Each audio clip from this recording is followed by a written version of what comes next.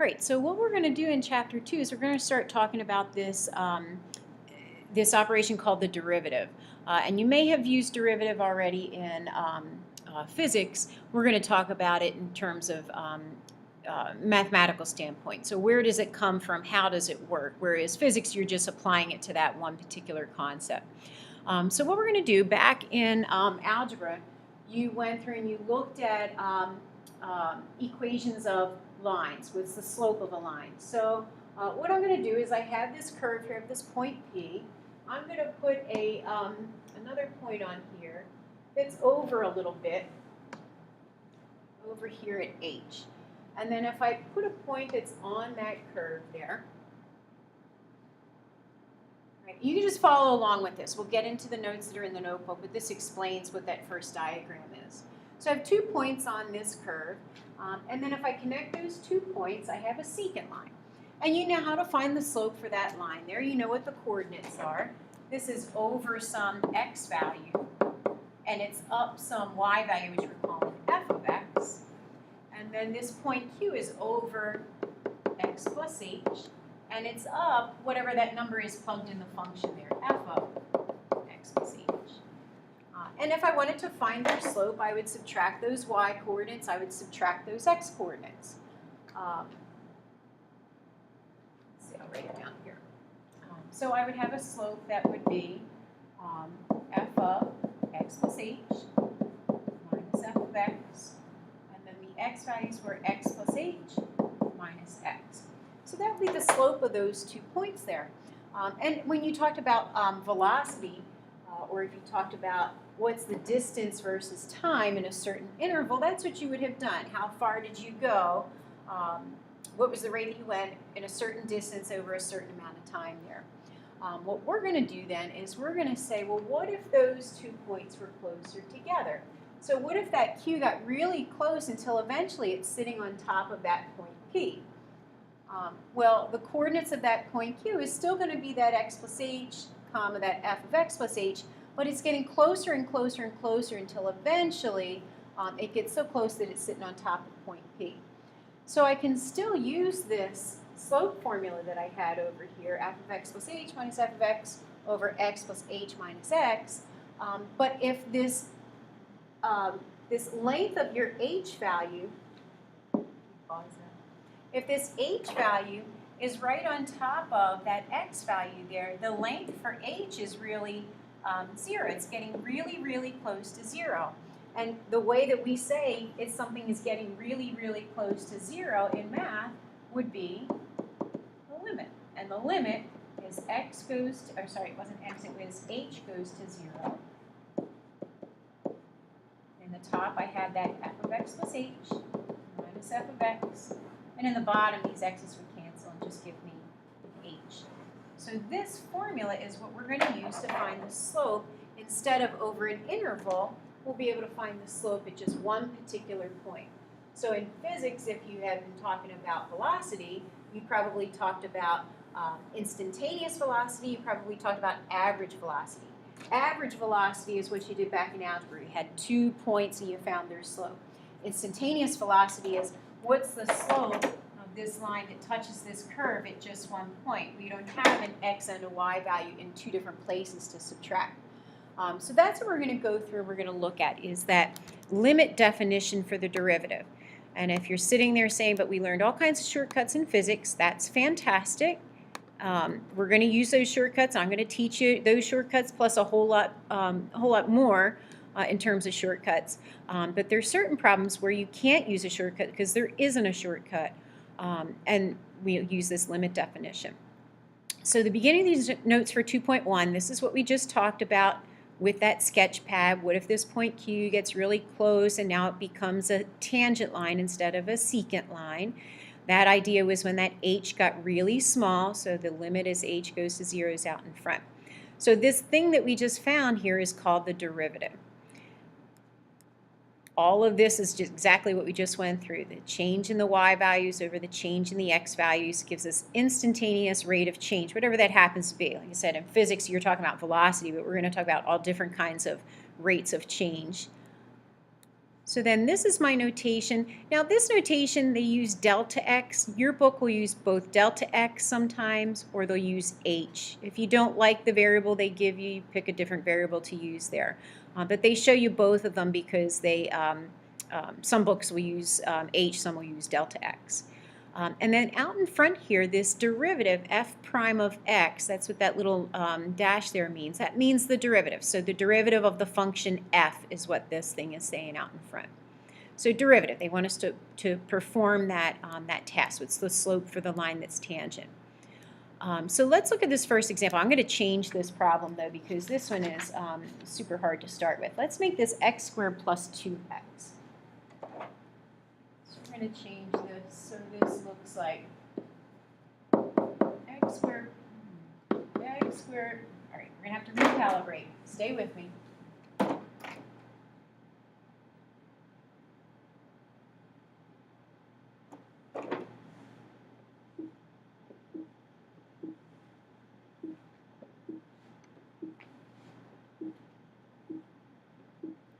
All right, so x squared plus 2x, and that's going to change this point. The coordinates for that point, let's change that to -1, -1.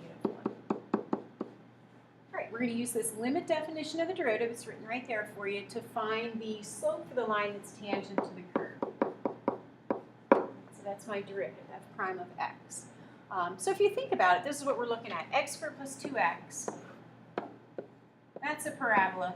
Looks something like that. So we're saying when x is -1, y is -1, what's the slope of the line that's tangent to the curve? I don't know where the line is. Maybe it's right here. So what's that slope? Or if they gave me a different point, what's this slope? Or maybe this one, what's this slope? So we want to figure out what's the slope. It's going to be different depending on what part of the curve you're at. Sometimes the curve has a negative slope. Sometimes it has a positive slope there. Sometimes it has a 0 slope.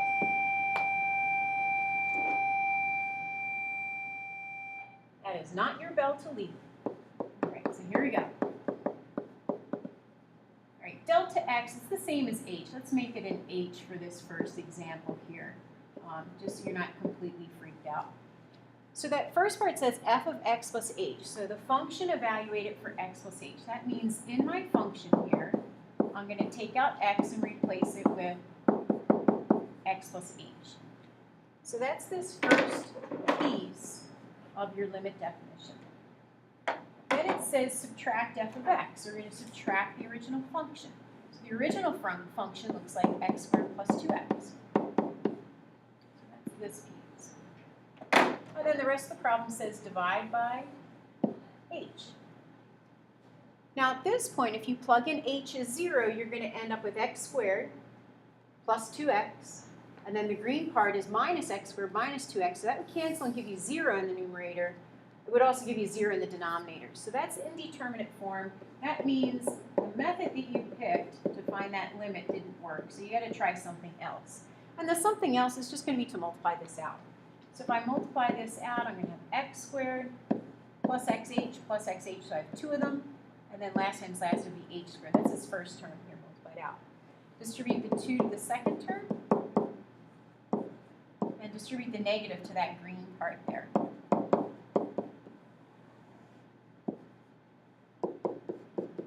Now I keep writing this limit as h goes to 0 until I actually plug in h as 0. Now if you look back at what you have, everything that doesn't have an h attached to it should end up canceling out. If it didn't, you missed something. It's the common thing that people miss is distributing that negative correctly there. So if you look at what's left, I have an h in common in all 3 of these terms here, so I'm going to factor an h out. I'm left with a 2x and a plus h and a plus 2.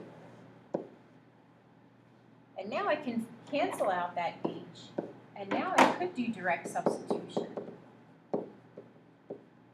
2x plus h plus 2. If I plug in h as 0,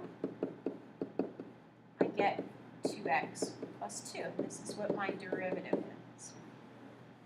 So this derivative, sometimes you'll get a numerical value. A lot of times we get something that's left with some x's in it. And what that does is that's an equation that's going to give you the slope. Like we said that this curve is a parabola. It's looking like that. And depending on what point I look at this point, my slope is negative. At this point, my slope is 0. at this point my slope is positive. So it depends what x equals will depend on what the slope's going to be. So for this, still not going anywhere. For this problem, we want to know what's the slope when x is negative 1. So in my derivative, I'm going to plug in x is negative 1. Oops, negative 1. And I get negative 2 plus 2, which is 0. So actually, this point is this one right here. The slope is 0 at that particular point there. So we came up with the slope, the line that's tangent at negative 1, negative 1. Right. Now, like I said, there is shortcuts, and we're going to go through all those shortcuts. But this method, this works for every problem. The shortcuts only work for certain types. And in physics, you did lots that were polynomial functions like we just had there. Your physics shortcut is not going to work for something like number 2 or ones that are more complicated than that. So let's look at this second one. The square root ones are a little bit harder. We do have a shortcut for it, and we'll get there. So we're going to go through and find this limit, and we're going to find the slope at this point 3, 2. And then it actually asks for the equation of the tangent line too, so we can do that third step there. So we're going to first find the equation, the derivative. So f prime of x is the limit. H goes to 0. In that function, I'm going to take out x and replace it with x plus h. So I'll have x plus h plus 1. I need to subtract, right here, subtract the original function, which is square root of x plus 1, and it's divided by h. All right, so if we try direct substitution, you'll have root x plus 1 minus root x plus 1, which is 0 divided by 0. So direct substitution doesn't work, and it's not going to work for any of these. You're going to have to do some kind of algebra to simplify it first. So usually when you see square roots, the way that you can simplify these is to multiply by the conjugate. Right? And the conjugate would be the conjugate of that numerator there. So it's that root, instead of minus root x plus 1, we'll make it plus root x plus 1. And it looks terribly awful. It works out really, really nice, so don't panic. If I multiply the numerator by that, I will multiply the denominator by the same thing.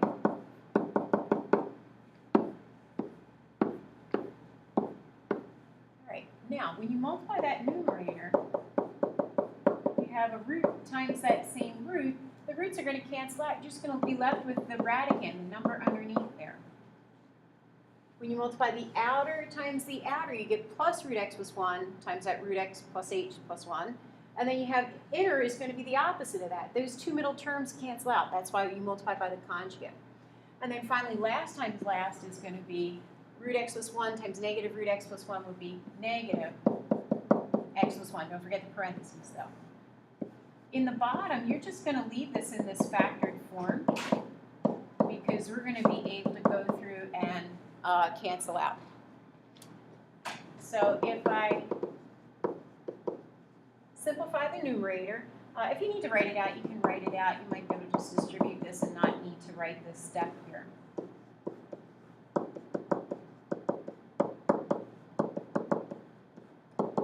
So in the top there, the x's are going to cancel. The 1's are going to cancel. So we're left with just an h in the numerator.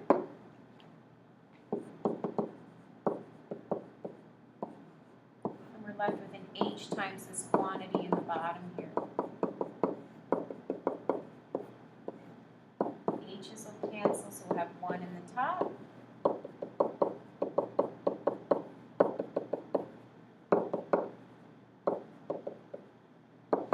And then if I plug in h is 0, I have 1 in the numerator. I'll have root x plus 1 plus root x plus 1. This should be a 1. These are ones I've copied it wrong. Right, so root x plus 1 plus root x plus 1 will give you 2 of those root x plus 1s. Right, so we have the derivative. This is your f prime. We want to know what's the slope at 3, 2. X is equal to 3, what's the derivative going to be? So we'll take that equation that we just came up with for the derivative. It was x plus 1, so 3 plus 1. Square root of 4, which is going to be 2, so I have 1/4 for that slope. And then the very last part says, what's the equation of the line tangent to the curve? Well, you have the slope, you have a point, write the equation of the line. So if you're going to write the equation of the line, I would use the easiest way to write the equation of the line, which is going to be y minus your y coordinate, slope, x minus the x coordinate. You don't have to simplify it all. Just plug those two values in. So my y coordinate was 2. The slope we came up with the derivative was 1/4. And then x minus 3. Now, online, there are 2 or 3 more examples of the limit definition for the derivative. So you're going to go on, if you still need to see more of these, you're not sure how to go through and set it up, because this is pretty tricky. Go to the next video then and watch that next video, and it'll give you some more of the same examples. I think there's one that's just a line, and then there's some that are more complicated curves.